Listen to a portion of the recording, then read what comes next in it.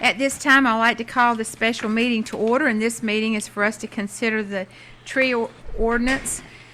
At this time, I welcome those that are here, and I'd like to welcome LaShonda Shaw. She is here, part of working on her doctoral dissertation to observe. So welcome. We're glad you're here with us. So at this time, if you will, all please rise. I ask Commissioner Legg to lead us in our invocation, which will be followed by the Pledge of Allegiance. Father, we thank you for this opportunity together to do the town's business again today. We thank you, Lord, for this wonderful weather that you've given us. We thank you for all the blessings that you've bestowed upon us as a town and as our families. We ask that you be with us tonight as we do the town's business on this tree ordinance and our other meeting later. We ask that you bless everyone here, and especially our first responders, Lord, and our military personnel across the nation. We'll never fail to give you the praise in your holy name. Amen. Amen. I pledge allegiance to the flag of the United States of America and to the republic for which it stands, one nation, under God, indivisible, with liberty and justice for all. You may be seated. At this time, do I have a motion to approve our agenda? Motion to approve. Have a motion. All those in favor signify by raising your right hand. Seeing none opposed. And I guess I turn it over to Mr. McLaughlin. Hello, Madam Mayor, board members. I guess what you should have in your packet would be two documents, one prepared by the town attorney, and one would be a staff analysis. So based on directions that you guys wanted us to follow from the last work session. The first thing I would say in terms of the ordinance that was drafted by our town attorney would be anything that we do, I would advise, and I think we spoke to this at the last meeting, not to do it as a standalone.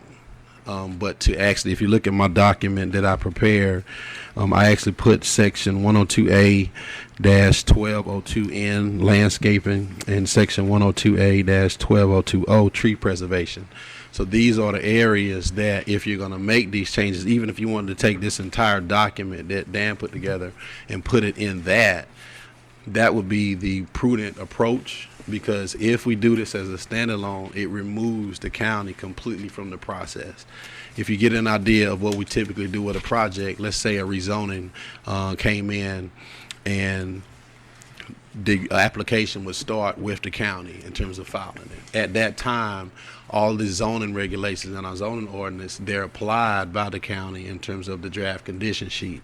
With the standalone, these regulations wouldn't be in place for them to apply them. So if you look at the nuances of this ordinance in terms of the pre-clearing inspections, the landscape plan, the tree preservation plan, and things of that nature, it would really complicate the process because it wouldn't come to me. It would come to me first before it went to them, or would come to me after they've already approved the project. So if we put it in the zoning ordinance, then I honestly think that it would keep that process and the integrity of the process the same, but it would give them the ability to apply these regulations up front. And that's just in general. In terms of some of the issues that I do have, I am going to say on record that I do not recommend moving forward with some of the aspects of this ordinance. If you're talking about section, if you're talking about new construction in this ordinance, it talks about it applies to all building construction and land development that requires a building permit. Where are you at, Chancellor? I'm looking at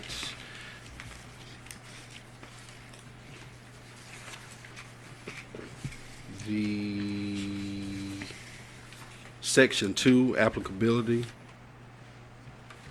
and A general, where it says this ordinance, this is the document done by Dan. It says this ordinance applies to all developers and/or owners of real property in the town of Hope Mills, beginning with and subsequent to this effective date. It would apply to all building, construction, and land development that requires a development permit approval from the town. So if you recall back to our first initial work session, myself and Cumberland County staff, we asked what was the actual problem that we're trying to solve with this ordinance. I do know that a lot of this was pushed because you have some of the tree clearing that happened along Heritage Park, but that was a residential lot, and that's not a lot that's actually being developed. So I ran this through our plan review team as well, and this ordinance applies very heavily to new construction. We're talking about a 30% preservation on the tree canopy for commercial, 40% on mixed use.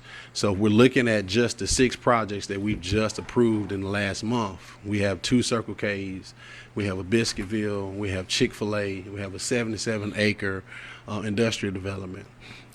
All of those developments that actually had the clear trees probably would not have been able to be developed under this ordinance, or you could be dealing with a situation where the developer just wouldn't have actually developed it at all. If you look at Chick-fil-A, and the reason why I keep stressing that we can strengthen the landscaping requirements that are in the existing zoning ordinance right now, which is what my suggestion is, if there's a concern about the removal of trees, you can actually mitigate that, strengthening the amount of trees that are having to be planted back as a part of the landscape requirements that are already in place. If you're looking at the Waffle House development that we just approved at Traymore Village, that's a vacant lot, no tree removal.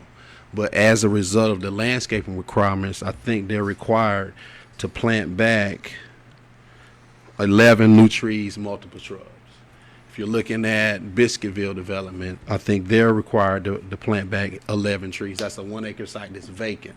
So I do think we have mechanisms in place to address the concerns that you have. But if we're talking about applying a 30 to 40% preservation of a canopy on undeveloped commercial and mixed-use developments, I'm concerned that that has a very negative impact on a developer's desire to develop in the town. If you recall, we were on that tour with NC Commerce. We're studying about thousands of acres of undeveloped land in our MIA. Just the area where the Black Bridge Road 295 interchange is, that's focus area number 1 in that study. That already has a heavy commercial land use designation right now. So if you look at that interchange, you're talking about heavy commercial mixed use development. And the concern is if a developer is going to think that's a viable that's a project that's viable of him to develop if these requirements are in place. If we're having the NC Commerce Department to study these areas to see what the economic viability of it is, I'm concerned that this kind of hampers our ability to do that. That doesn't mean that I don't want some type of controls to be in place. It just means that I do think this is pretty heavy-handed. If you look at it, a 77-acre industrial development off of Corporation Drive, industrial development carries the highest return on tax value of any type of development. At that tour we had, Lindsay from FCEDC is telling me about a $30 million industrial development that she's trying to send my way. Yeah. In addition to that. Yeah. So I don't want to get in a situation where, and if you also notice, anytime there's a development trend that I think is negatively impact developments, I'm the first person to come to you guys, similar to the sidewalk ordinance that we have coming that you just recently approved for group developments. We did the cross-lateral access development. We did the sidewalk amendment that was negatively impacting small businesses. So if I do see a negative trend with tree removal for commercial and mixed-use development, then I would be the first one to come to you to make a change. But my suggestion would be to attack it through the existing zoning ordinance, through beefing up the existing landscaping requirements. If you look at the document that I have submitted, page 2 where it says landscape requirement amendments, section 102A-1202N2A. What you have is each section of that existing zoning where I'm listing the current language and then my proposed language. My proposed language literally doubles what is in place right now. So if you look at for streetscape provisions, there are 3 different areas where trees are required to be replanted under the current zoning ordinance. You're required to plant trees along the street based on the frontage of the lot. You're required to plant trees based on the size of the building, and you're also required to plant trees based on the number of parking spaces.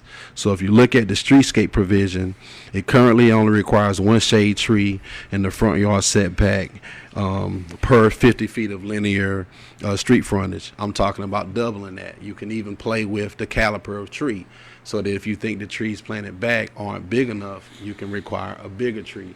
So that's the approach I'm saying. I'm not saying this is the answer, but I do think not doing this as a standalone and attacking it through the landscaping requirements is a much easier way to achieve what I think you're trying to accomplish without negatively impacting a developer's desire to come to Hope Mills to develop multifamily property.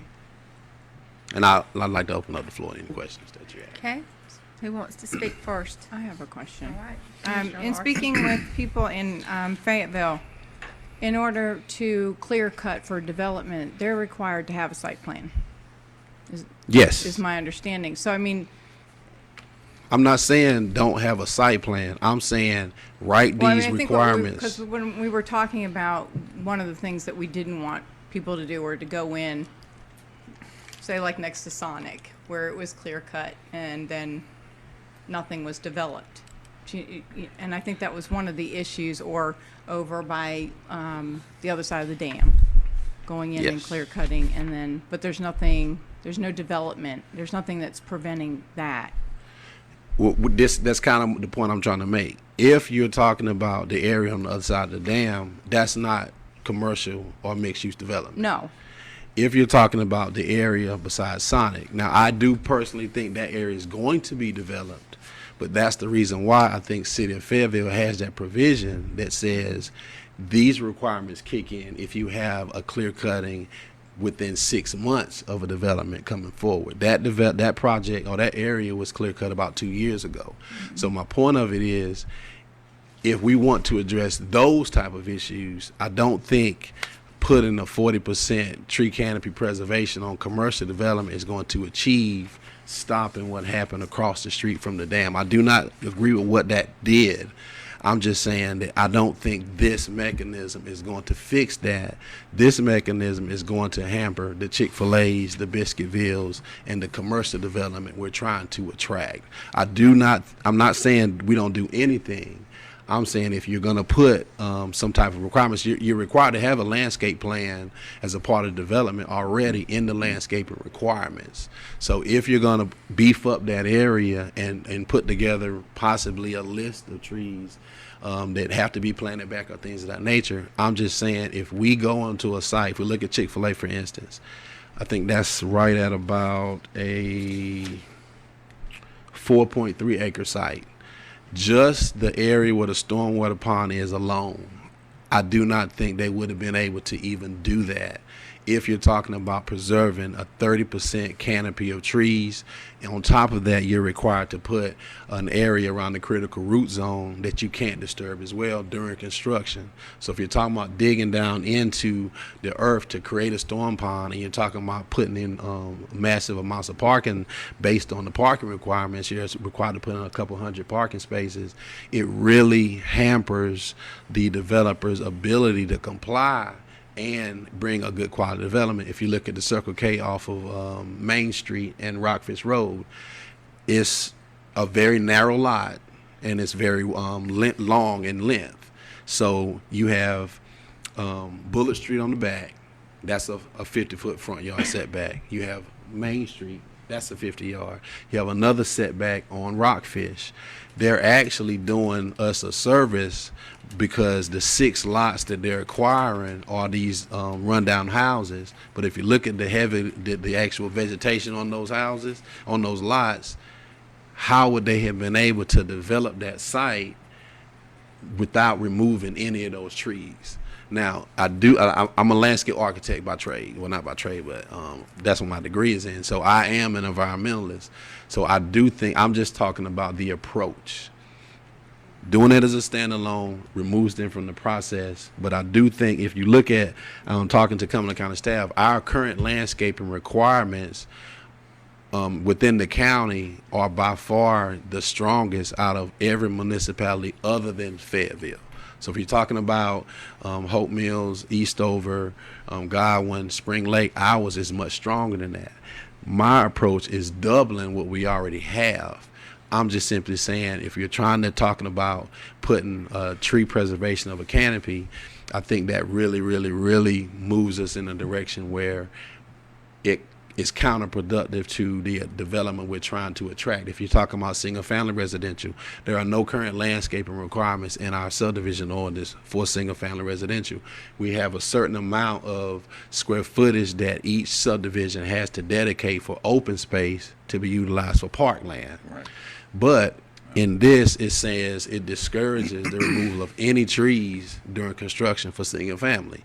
If you look at our current stock of single family houses, we have 4 subdivisions under construction right now in Hope Mills with price points that start between $250,000 to $375,000. Yeah. Preserve Lake Upchurch, I think they're slated for a couple hundred more lots. Georgetown Estates is about 300 more lots. Valley Inn is finishing phase 2. They're probably going to come back in for phase 3. And then you have Black Bridge Village, which is right down the street from the interchange coming in.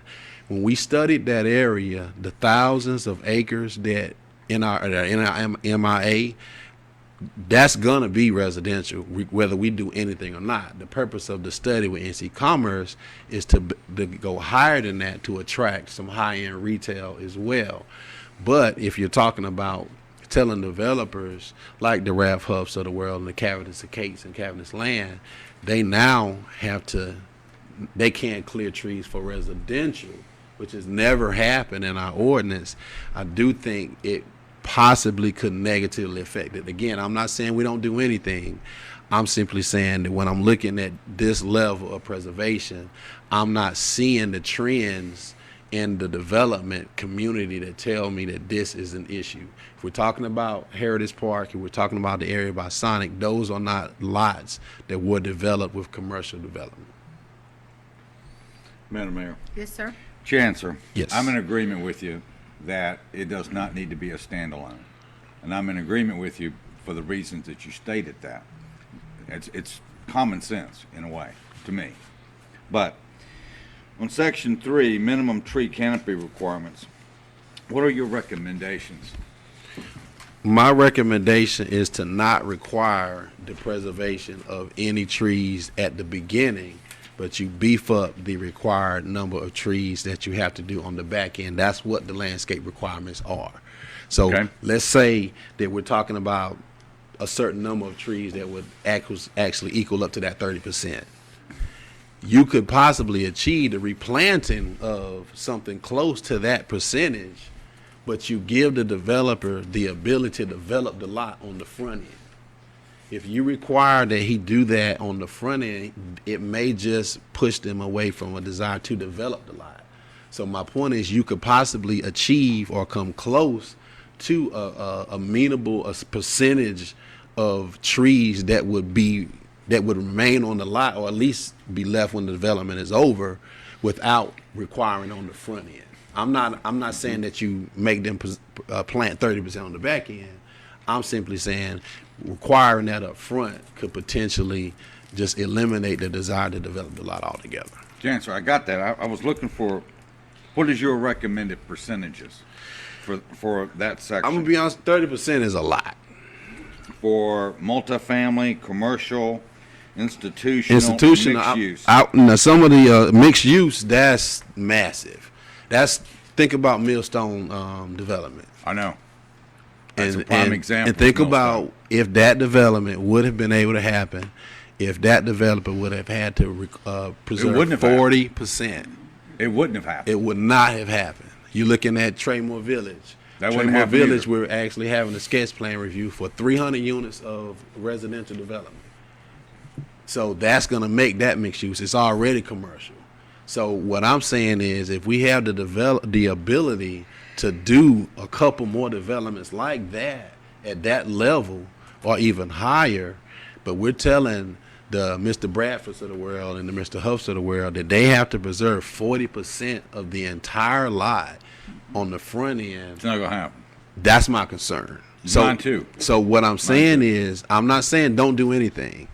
I want to reiterate that. I'm simply saying that we can probably achieve, because I don't like the fact that when we do have lots, and I gave this example at the last work session, Circle K is a perfect example. The Circle K at Cumberland and Maine, and the Circle K right at the end of Hope Mills Road and Glensford, you can even see it with the naked eye. The ones in the city of Fayetteville have a massive amount of shrubbery and trees that we don't have here. That is achieved because their landscaping requirements are much stronger. Now, they do have the things in place about tree pre-clearing inspections. They do have the things in place where you have a 6-month period where you can even, I think Matthews has 2 years. So you can put things in place that says, if you clear this lot, and a development comes within 6 months to a year, you're required to plant double. I'm saying you do double now up front in terms of what the requirement, not up front, but what You're talking about the back end. on the piece. back end. Yeah. So what that means is you're still allowing them to develop the lot, but what you're dealing with Chick-fil-A, they cleared that entire lot. But imagine that instead of 16 new trees, they have to plant 32. Now, you still have to be careful with that as well, because if we get too heavy-handed at all, you're hampering or you're squeezing out the developable area of the lot. So if you're talking about a 77-acre lot for industrial, okay, they have a lot more room to play with. But if you're talking about a 1.3-acre lot or a 4.3-acre lot, which is Chick-fil-A, and you're talking about 30% tree preservation, I don't want the trend to be we just lost 5 $20 million developments and now we need to change the ordinance. I don't see trends in the development community that tell me there's an issue with tree clearing. I do think what happened across the stream was sickening to my eye, but that is not a lot that is slated for any development of any kind. That doesn't mean I agree with it. I'm simply saying that this ordinance, based on these percentages you're talking about, would not address that at all. So are you suggesting 30%? I would have to quantify what the beefing up the landscape requirements, what it would do from a percentage standpoint. I'm just simply saying, if we can at least agree not to do this on the front end, if I get to a point where if I start noticing making them plant 3 times the amount of the current landscape requirements is what happens to get us to 30%. But now I'm finding out they can't meet the parking requirement. Because they're just squeezing down the amount of land they have, then that's where I will leave them massage that. I'm just simply saying, let's be practical with this and let's move in a way that allows them to still develop, but gets us a more beautified piece of property. Right now, I don't know exactly what that 30% would be. Okay, so you don't want any percentages at all then? Not on the front end, no. Not on the front, okay.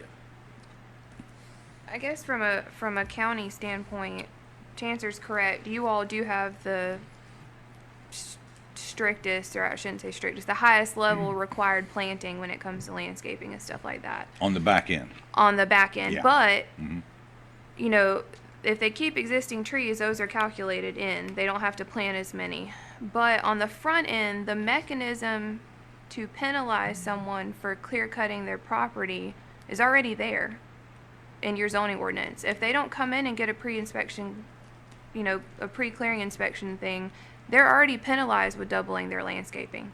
Now, whether people are coming in and getting these inspections, I don't know. But the ability to penalize someone for clear cutting the lot is already there.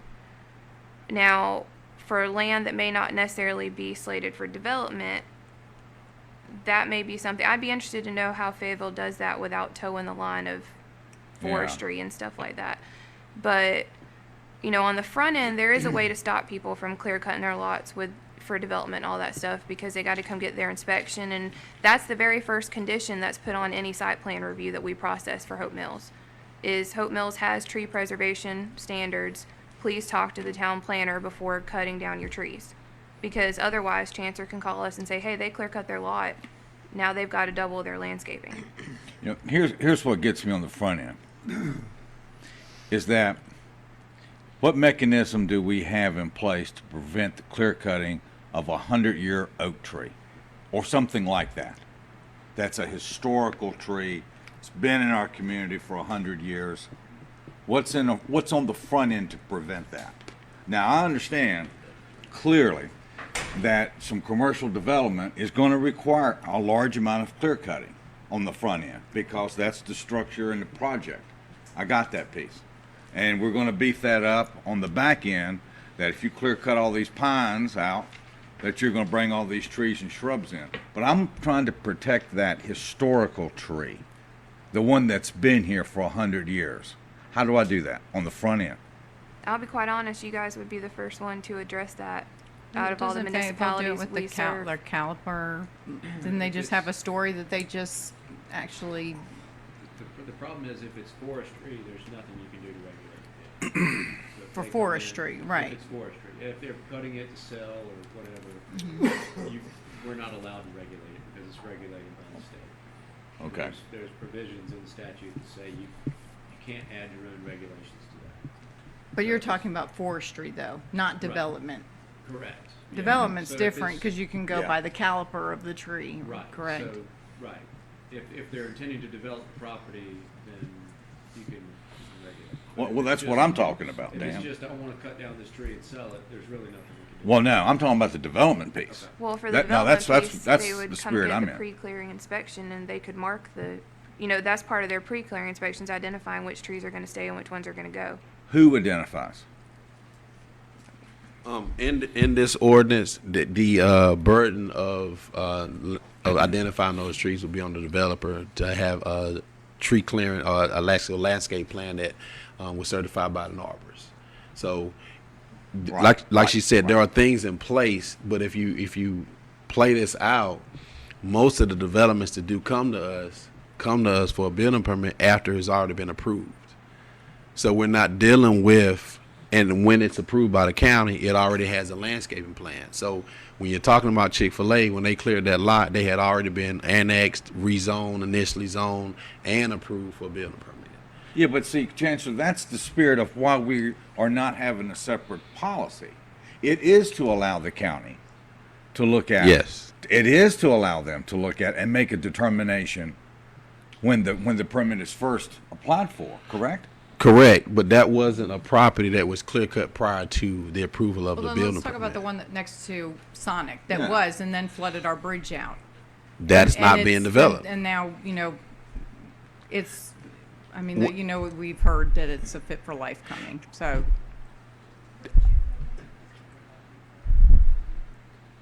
If they were trying to clear it prior to, by the time they. What she was talking about was Chick-fil-A, but what I'm getting at is to address the property you're talking about. When I talked to Joe Riddle, who owns that property, the first thing came out of his mouth was forestry. Now, I don't know if that was the reality of what's happening, because the way they're beefing up the elevation of that lot, they are going to develop it. That's why I think, like I said, the city of Fayetteville has that regulation that says within a certain time frame. So I get maybe we find language to address what you're talking about. I'm not saying don't do anything. I'm just saying if we can all agree to do this through the zoning ordinance, I think that's the first step at Correct. maybe I addressing agree with this, that. and then we just tweak it to get the achieve what we want. But I did talk to the city of Fayetteville. If you recall, at the last work session, we were talking about that lot off of Glensford and Cliffdale. Their planning director told me that got very dicey from a legal standpoint with them trying to determine that wasn't forestry when we know that's going to be developed. So that's when it gets very murky in terms of our ability. But the only thing they said that they had in place that they could impact it with was the 6-month period. I didn't know until the last work session that you could do an area where it was 2 years. So I think maybe you address that. Maybe you address it through a caliper, a tree that has to be, find out what the caliper of a 100-year tree would be. Maybe you put that on a preserved tree list. I'm just simply saying blanket across the board 34% is kind of heavy-handed, but I'd love to come back. The article from Fayetteville was in reference to the fact that they were charging $100 per caliber, which meant they measured around the tree, and so some trees were costing a tremendous amount of money if you had lots of trees on a lot. So the developers were balking because they were having to spend so much money on these trees, so they changed it to $50. And I know, I was, saw and that, that $50 was something they would agree on. But even then, I think you've got some developers that are, how do you preserve stands of trees when you're trying to put something in particular in that area? So that's been complicated too. In other words, they all don't grow in a neat little spot where now you can leave them and build your building over here. And that's been That's a costly good point. for developers. And thrown on the back end, if you're requiring a bigger caliper of tree, a bigger tree, and more trees to be planted on the back end, you're actually planting trees as a part of a landscape design, as opposed to trying to carve out a development on the front end, preserving 30%. So that's where my mind always goes as a landscape architect. I would like to see these areas. I'm even talking about increasing number of shrubs and things to be planted as well. But on the back end, you have a clean slate that you would require a significant amount more trees. Maybe it doesn't get up to 30%, but maybe we get it to where we get it as close to 30% where it allows the developer to still be able to enhance the lot. So, because what I hate is a forest is blanket is clear cut, and then they plant two twigs out front in the landscape yard. I don't like that either. So I just think if we are allowed to come back with some language. And I think in this ordinance that Dan did, we do have a tree fund that allows us to recoup some funds and things of that nature for the removal of certain trees based on the caliper. So we have some language to play with. But like I said, if we can at least agree on the front end, remove the percentages, allow us to do it through the zoning ordinance, and let's see how we can beef up these landscape requirements with the pre-clearing inspections. Maybe we toughen that up a little bit as well.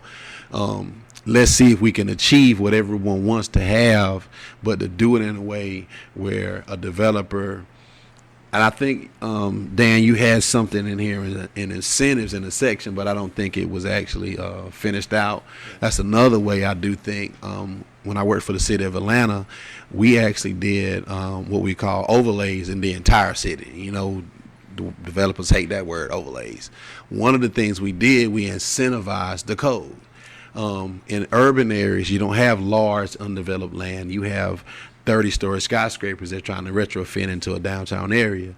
So when we wanted them to have a parking deck wrapped inside of the development, we wanted them to have open space and usable open space.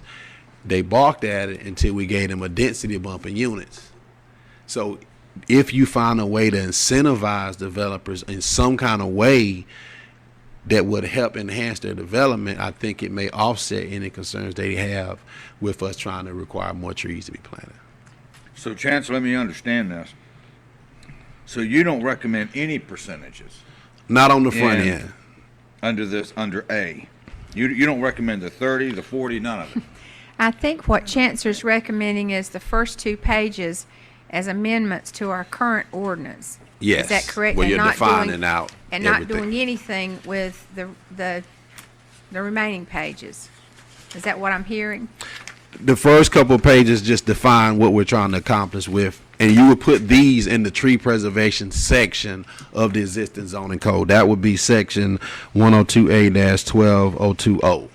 So you're defining or enhancing the definition of what we're trying to accomplish, and then we attack the real development through the landscaping requirements, which is the section of the zone ordinance right prior to that. And let's just play with some numbers to see if what I come back with is enough to achieve what you guys are trying Okay, to I see accomplish. where you're going. Thank you, Mayor. That was a good point. I wasn't really sure. That's kind of a lot of. Yeah, and I'm not dialogue saying there. scrap the You whole. were going back and forth, and Yeah. it was like, wait a minute here. Yeah. Yeah. Madam Mayor, Yes, sir. I had a lady call me when this first come up a few weeks ago. Her interest seemed to be around birds and wildlife. If we let a developer take all the trees out, is there going to be any harvestable mass for like squirrels? So we got a lot of birds and stuff like that in. Are we going to destroy their home if we don't go back with some kind of trees with, We do send, pull the mic down, pull the mic Sorry. down. we do send all site plans and subdivision things when we send out requests for comments. We do send it all to the U.S. Fish and Wildlife Office. Now, the only comments we typically receive back are about the red cockaded woodpeckers because they're protected. Right. So we don't typically get other species, but we do send it to the U.S. Fish and Wildlife. Yeah, this lady says she loves to sit on her porch and watch the squirrels and the trees and going across her yard. And if she should happen to have to rebuild or move, she doesn't want to face not having that vision anymore. Of course, being an outdoorsman, I like to watch them myself. So, And I do get that cutting down 30-foot tall trees and planting back 8-foot crepe myrtles is not going to give you that same fishing back. But I think something that Mayor Warner pointed out along Elk Road, that area was cleared. And when I got here, I wouldn't have known it was cleared. You got half of those trees growing back already. But what Betty is saying too is it reiterates the point about doing it within the zoning. We have a system of checks and balances in place. Let's strengthen them in a way that pretty much achieves what you want to have. But like I said, you're doing it in a way that does not hamper the ability to develop the lot on the front end. Madam Mayor? Yeah, on the Chick-fil-A site, we were fortunate Neil Smith had enough forest behind the Chick-fil-A Yeah. site that it was sad to see all them trees go down and the squirrels and the wildlife Yeah. had to relocate, but Now, I'm glad you brought that up. Me and Neil Smith and I sat down and talked about that tree prior to, because when they were going through the annexation portion, and I showed them the site plan, we literally, well, I didn't go by there and walk it with them, but we actually pointed out that the area that they were going to disturb and the area they were carving out was not going to negatively impact that tree. Now, I don't know if you saw, he went and put a sign on it and let them know, like, look, don't touch this tree. And it is not going to be cut down. But there are conversations that we do have on the very front end, well in advance of development. And so I'm not opposed to pre-clearing inspections at all. It's just that most of the ones that I get are the Joe Riddles of the world, where I'm foresting a lot. And do we have mechanisms in our current language that allow me to challenge that? The Sonic lot was a perfect example. I went home from work one day, and I came in the next morning, and I'm like, good grief, how do they cut down that many trees overnight? And when they're gone, they're gone. And I do know they are beefing up that site. They got the first amount of field dirt from the Lowe's development. They're getting the current amount from Chick-fil-A. He owns the Chick-fil-A site. So I do know he's going to develop that site. Fit for Life has already announced it. So my point is, if we had something in place that says 2 years or a certain amount of time where we know that he's not going to just stall it out for 5 years, then when they come back, that's when we hit them with the double or triple the amount. And if you think about this, if we increase our landscaping requirements a great deal under this ordinance, that trigger is more now. So it's double what the landscaping requirements are. So if we're making our landscape requirements almost double what they are now, and someone violates that double amount kicks in again. So I think we have the checks and balances in place, but we need to find out where are the loopholes, where are the things that would allow someone to kind of massage through it, and we close those gaps. I still have two more comments.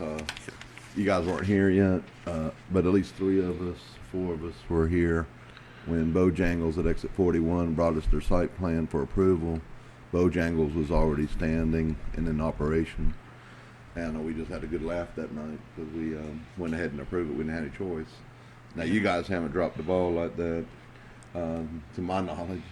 So that would have been a bad situation had it not had any shrubbery or trees in that Well, plan. one thing we do, just for instance, the 77-acre development that we approved, we bring in these developers well in advance of even annexation with sketch plan reviews. So at the time, let's say we put this through the zoning ordinance, it's going to be enforced by the county, we could give them these requirements months in advance of them even acquiring the land to let them know up front, this is what you're going to have to do. You're going to have to come to me and Ray Reeves, our chief building inspector, to get a pre-clearing inspection. You're going to have to submit a landscape plan that proves that all of these things, if we have preserved trees on a preserved list, you have to tag those by certified arborists. We would have those conversations at the same time we're having the conversations about the proper way to go through the process with annexation, where we're letting them know, because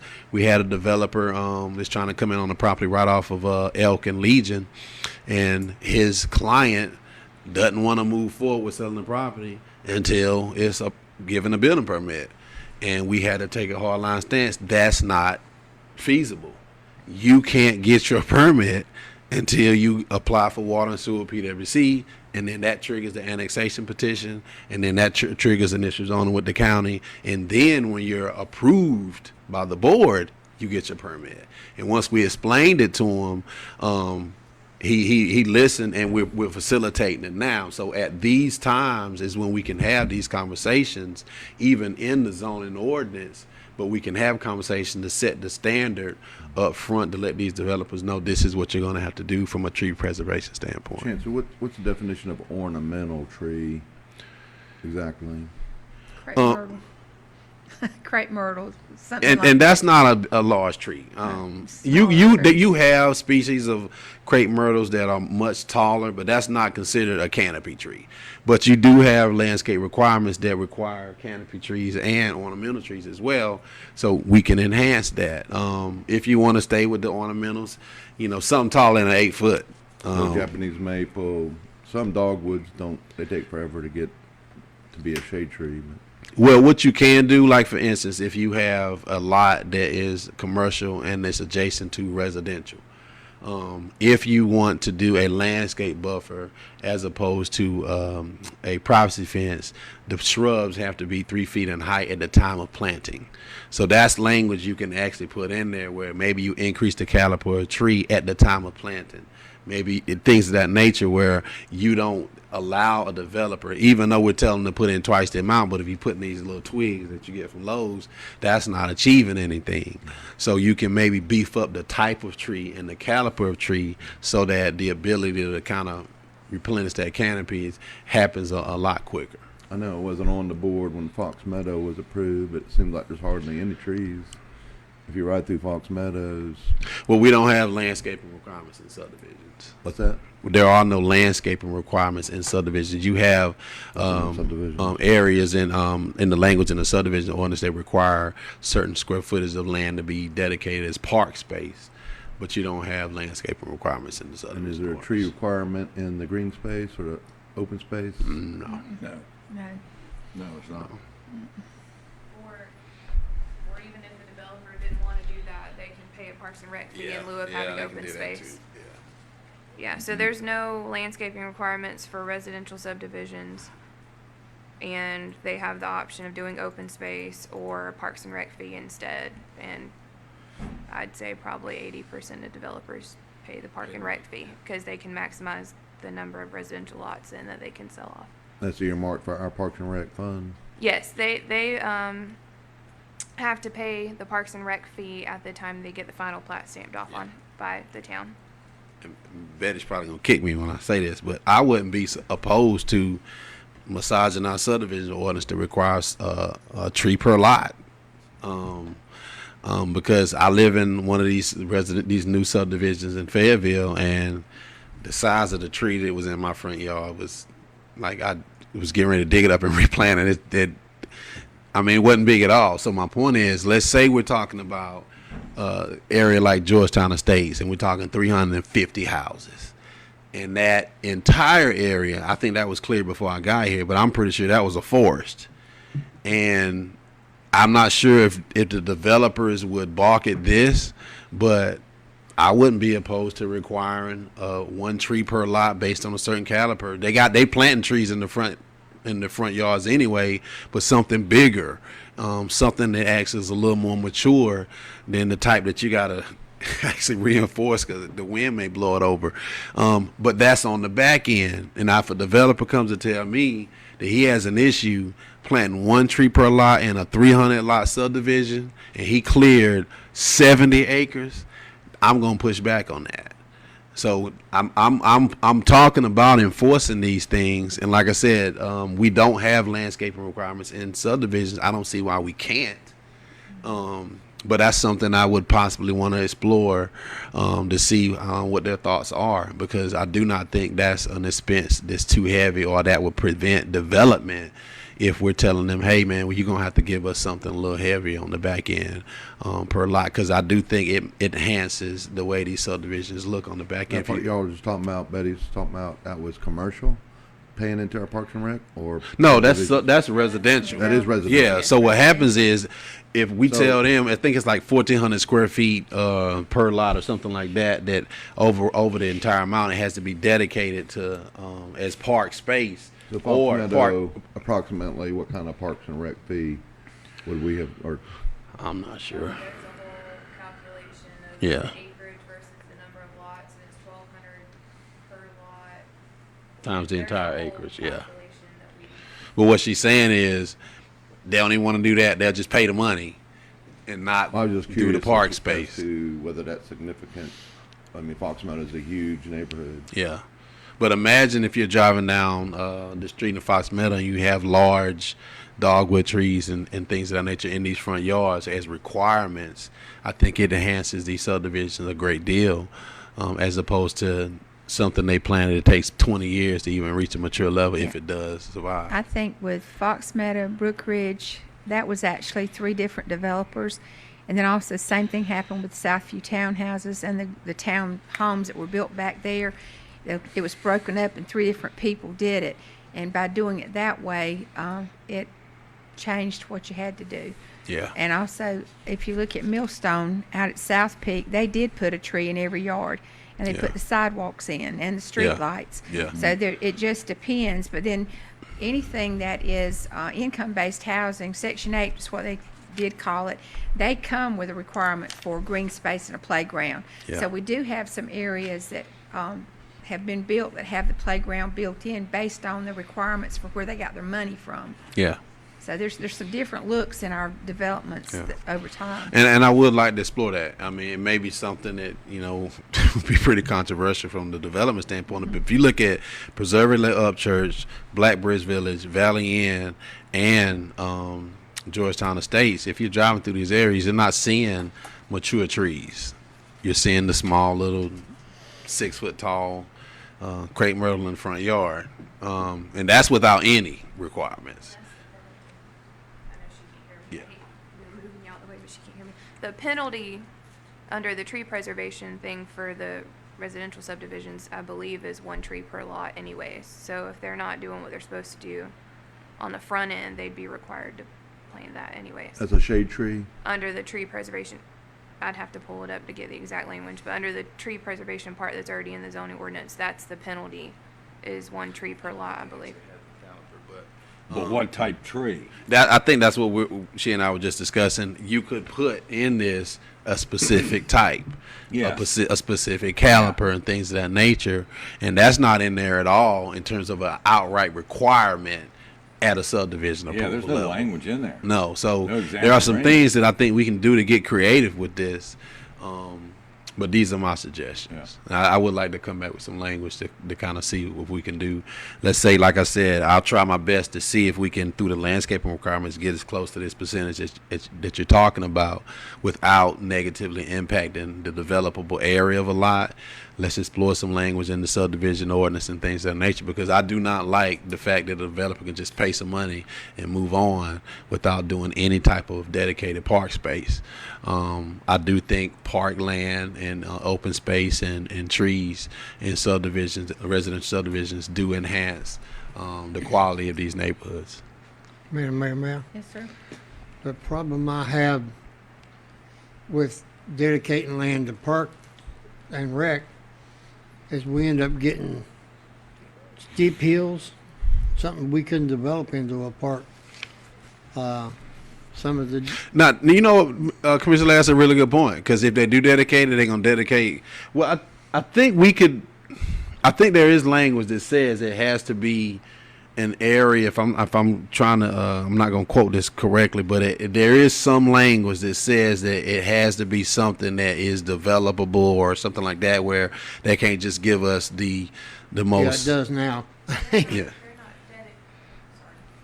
They're not dedicating it either. When someone does open space in a subdivision, they have to create a homeowners association to maintain it and all of that. That's for that development. It's not for, I mean, it's public probably could pull up and use it, but it's providing open space to that development or pay Parks and Rec fee to help benefit the rest of the rec and open space for the town. Hey, So they're not really dedicating it to anything. I would rather see a development of size A, whatever size that development be, have a local park in it.